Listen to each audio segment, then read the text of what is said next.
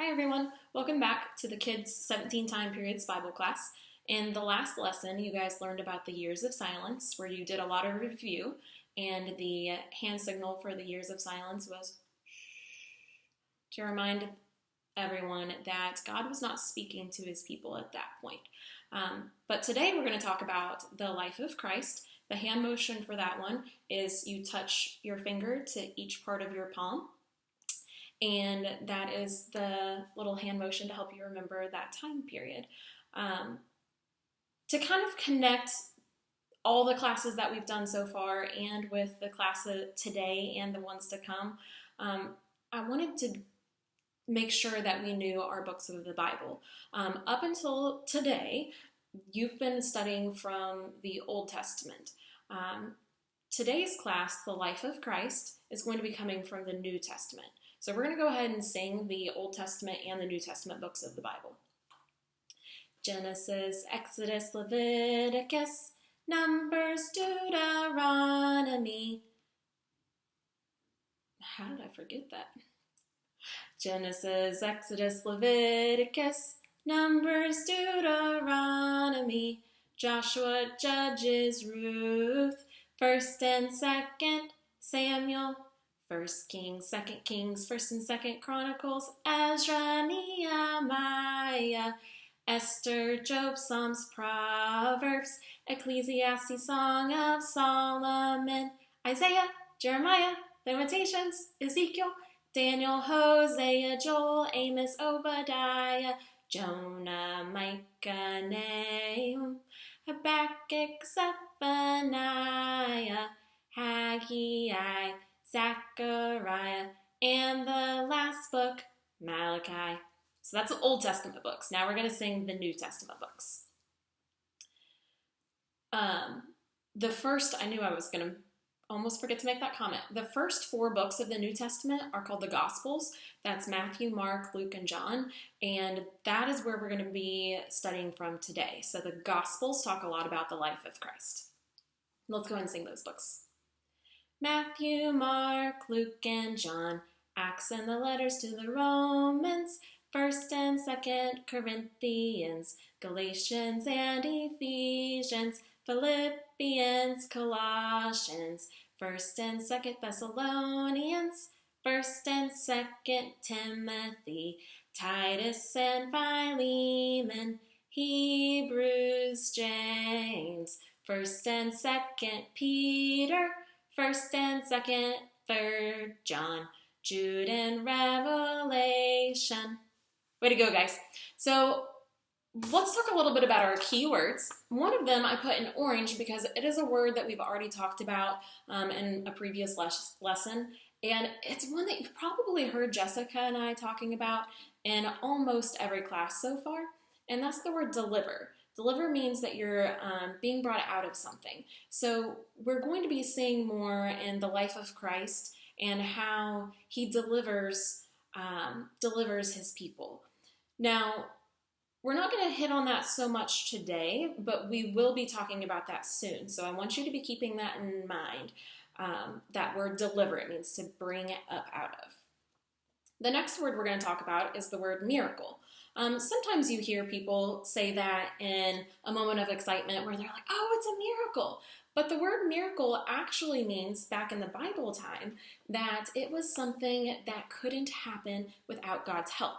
So Jesus did several miracles that we'll be learning about, but also when Jesus was born, that was a miracle too.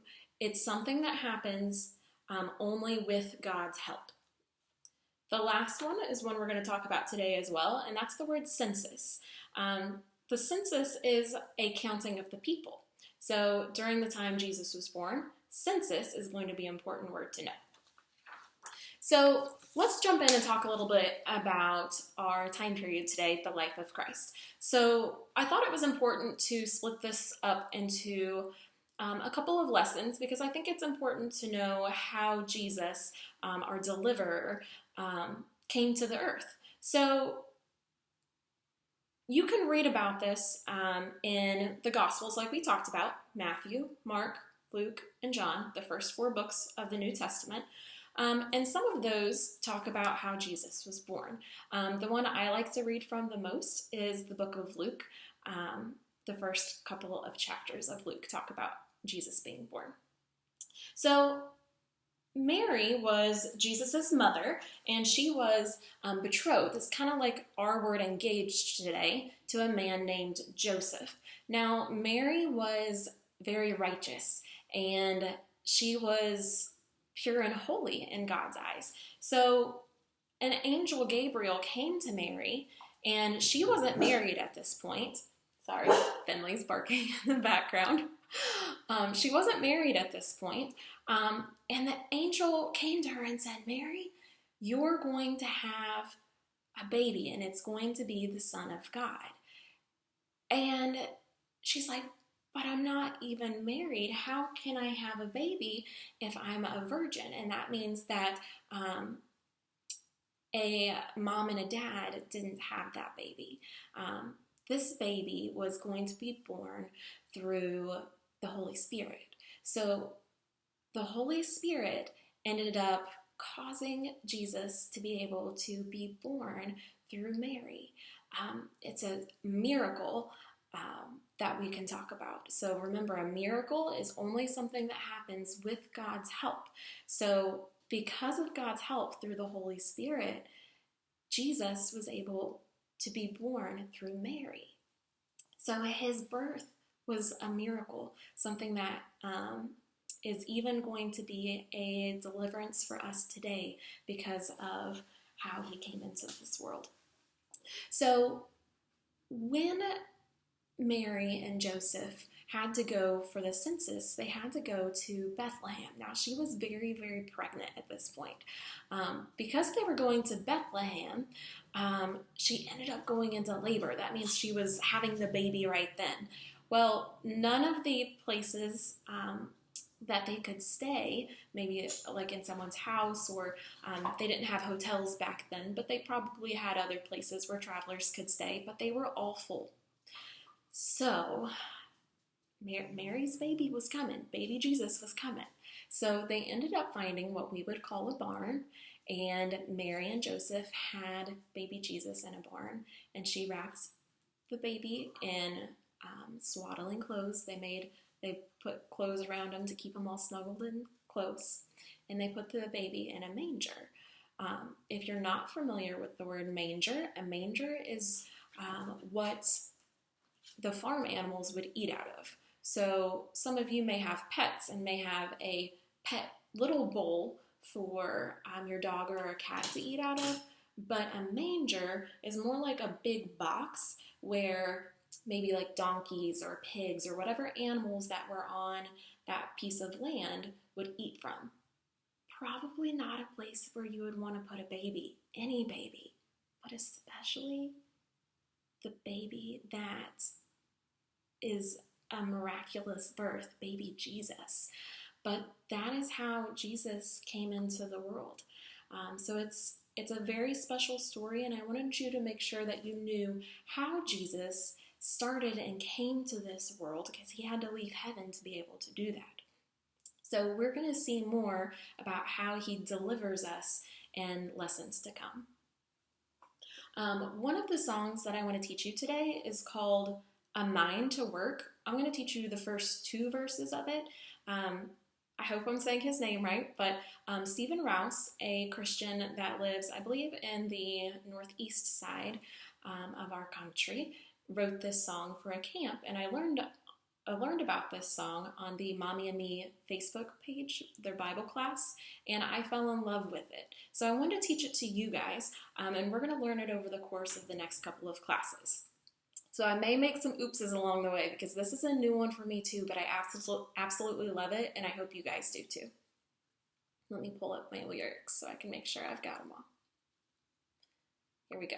It goes like this: a mind to work. Lord, give us a mind to work and help us to see each need. Lord, help us to care and seek you in prayer and reach out in word and deed. Lord, give us a mind to work, whatever our skill may be. We'll work side by side with all you provide and serve with humility. So that's the first two verses. Let's go ahead and sing those one more time because I imagine this is new for you all just like it's new for me. Lord, give us a mind to work and help us to see each need. Lord, help us to care and seek you in prayer and reach out in word and deed. Lord, give us a mind to work, whatever our skill may be. We'll work side by side with all you provide and serve with humility. Sorry, Finley was making his presence known on that last verse by knocking things over. Finley! So that is going to be a song that we add to in the next few classes, but I hope that gives you an idea of some ways that we can take the message of Jesus as we learn more about it and some of the letters to the Christians. I know we're jumping ahead a bit, but eventually start carrying those over to other people in the world and start teaching them about it. So thanks again for joining us, and I hope you join us next time for more about the life of Christ, part 2. Thanks, guys.